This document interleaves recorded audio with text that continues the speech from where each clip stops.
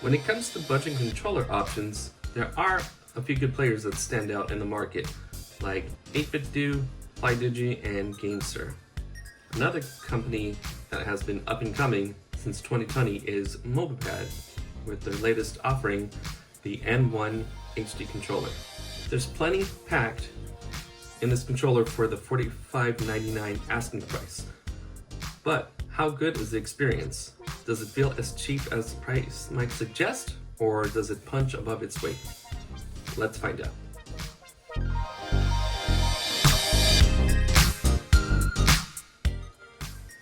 Now, a disclaimer, Mobapad sent me this for review. All thoughts and opinions are of my own. So now, to take a look at the accessories that come with it. And as you can see, it comes with the usual accessories that come with a third-party controller. First, we have the cable, which despite not being braided, still seems like flexible. It measures about 9 to 10 inches. It feels fine for what it is. So for me, the cable is no issue. Now, it also comes with this little cross D-pad, which you can swap here. And by doing so, just lift this up. Now if you notice, up here, there's a little, these three holes are different from the top one. So that's how you can tell by looking at this, inserting it at the top. Same with the cross D-pad. Just insert it from the top. Should fit right in. And you're good to go. Finally, as you can see here, as it's connected, it comes with a wireless dongle. Now, as far as the instruction pamphlet, it has instructions in both English and Chinese. As far as the comfort and feel of the controller, it's a mixed bag. On one hand, it feels really hollow and makes it feel cheap. However, when it comes to the fit and finish of the controller, the materials feel solid, particularly the shoulder buttons and D-pad. It also has an anti-slip finish on the back of the hand grips. The finish is a solid black, which makes it not really much of a fingerprint magnet, so it feels more premium in this aspect. However, be aware that you should probably order this in black or pink because of some discoloring that was reported by some users that purchased the M6 HD from Mobapad. The black here doesn't feel like it will chip or peel off. When it comes to the thumbsticks, these are the Hall effect type, which are supposed to reduce the likelihood of stick drift. Although these sticks feel particularly looser than other Hall effect sticks that I've tried. That's not to say that they are inaccurate, because I played through Doom Eternal and other 3D games without much trouble while maneuvering through the levels. I would say these sticks are pretty good. Moving on to the D-pad. This one is especially difficult to use, especially when using, as I like to call it, the dish D-pad. Even while using the cross version of the D-pad, I had trouble pulling off diagonal moves in any 2D platform games, and even more trouble with fighting games. I would give this D-pad a try if you plan on using the controller primarily for 2D games. I was simply surprised at the amount of times it took me to pull off even quarter circle moves. To be fair, I did find the Hall effect sticks easier at pulling off fighting game motion-based controls. Moving on to the action buttons, Moba says that they are made out of liquid silicone, which is supposed to promise increased durability for up to 5 million clicks, which sounds like a long time. However, I have seen other companies advertise 5 million clicks for buttons that are tactile and not liquid silicone, but the fact that they offer it is good. As far as the travel time, it was pretty quick, so no problems as far as using these buttons are concerned. I really like how quiet the shoulder buttons and triggers are, and the presses feel actually really good. They felt flush in my index fingers, and I've never found any issues using them when playing 3D shooters and platformers alike. So notice that the triggers are digital and not analog. So for Mobapad, good job on this one.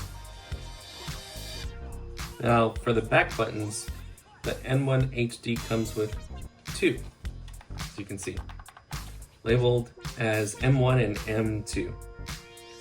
I know many users have been clamoring for 4 buttons from a lot of the companies, but 2 still isn't bad in my opinion. They are a bit small, but as I held the controller in my hand, they sat perfectly flushed against my fingers whenever I needed to press them, as I used them many times during different shooting games. Some things to note are the following. The controller comes equipped with HD rumble in 2 levels when you use it with the Nintendo Switch system. It also works on PC and the Steam Deck. Although be aware, the rumble doesn't work on Steam Deck when connected via wired mode, but it does work when you're connected via the wireless dongle. This is the first time I hear of such a case when it comes to reviewing controllers. The N1 HD is also equipped with NFC compatibility, which means you can use your amiibo figures with the Nintendo Switch. Okay, now to show a quick sample of remapping, hold here the function buttons for about 4 seconds until you see a purple light come on right there. Give it a moment. So now you see the purple light. So I'll use A as an example and remap it to this M1 button. So if I press it, you see right there, it works.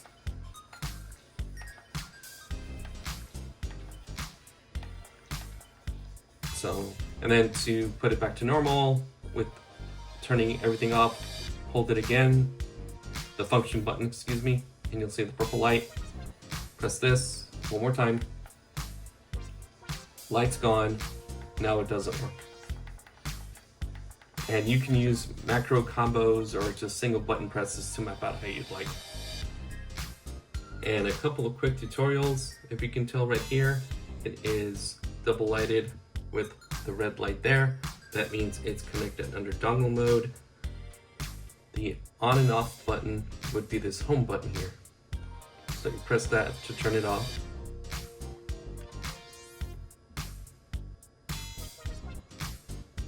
And you heard a little song in there.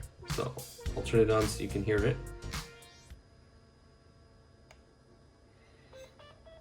Okay, that means it's paired to the dongle. Now, if you want to pair it with this dongle, you would hold the home button plus up for 3 seconds.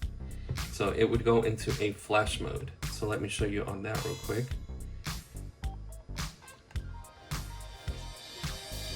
You can tell that is flashing slower than usual.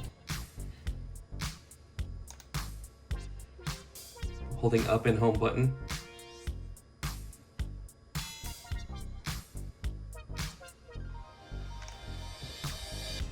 Okay, so now it's just automatically paired. So there you go. To do it for Android, hold the home button and left for 3 seconds and then pair it under the Bluetooth menu for your Android. And iOS is the same. Basically hold home and right for 3 seconds, and then when you see it as an Xbox controller, then you pair it. Now I couldn't get the app to do macro remapping, which I thought was a little bit weird, but it detected the overall motions when you ask it to test the controller for the sticks and the buttons and the maps, but it was not able to let me remap the macro settings or anything of that sort. So in this case I used an iOS app, so it could be because it's Apple. I haven't tested it on Android yet. It also features 6-axis gyroscopic controls to help with motion-controlled gameplay. The back buttons can be remapped using the included smartphone app. You can use them for macro mapping to program multiple inputs such as fireball motions and special codes such as Konami's classic code. You can customize the buttons to rapid fire mode and also customize the sounds. Now let's look at some of the gameplay. Now for some Sonic Mania.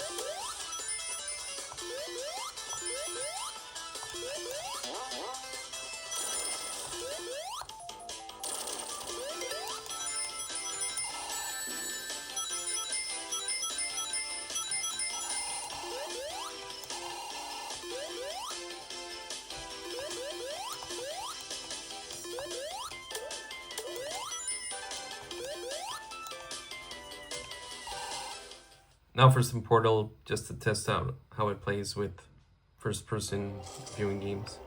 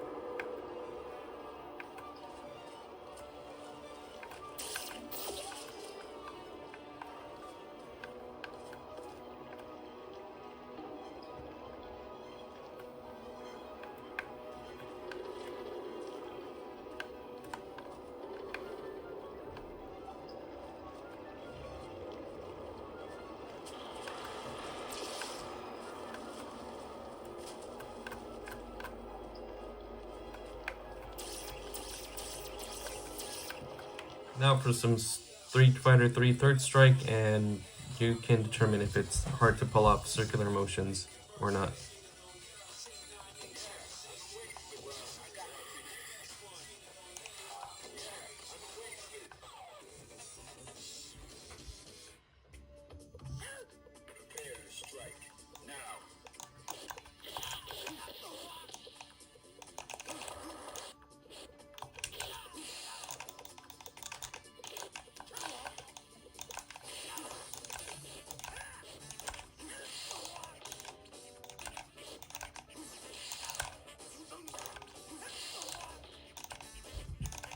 See, it doesn't quite get it some of the time.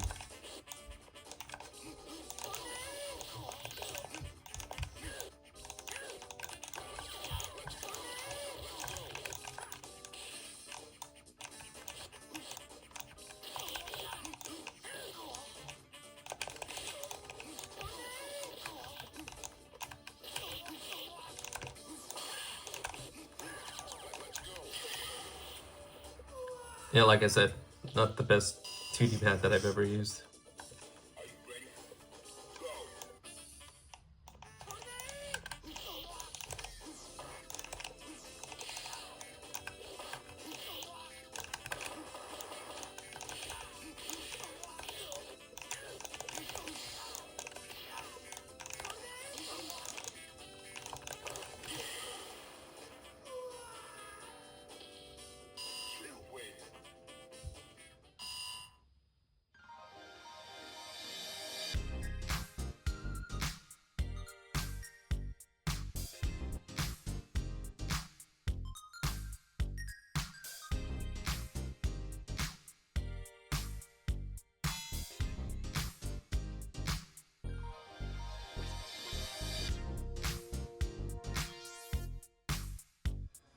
Overall, I like the controller minus the D-pad.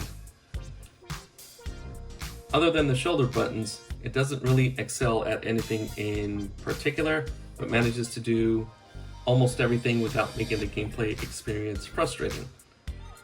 This is more or less a cheaper alternative to buying a Nintendo Pro Controller at $45.99 instead of the $70 price that Nintendo asks for their Pro Controller.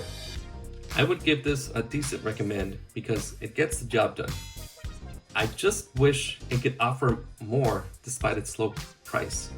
It feels too light, but then the quality of the materials makes it feel like it's worth more than its price, so it confuses me a little bit. Check the link in the description if you're interested in purchasing the controller. Just don't buy it solely for the D-pad, and I think it will be a safe purchase.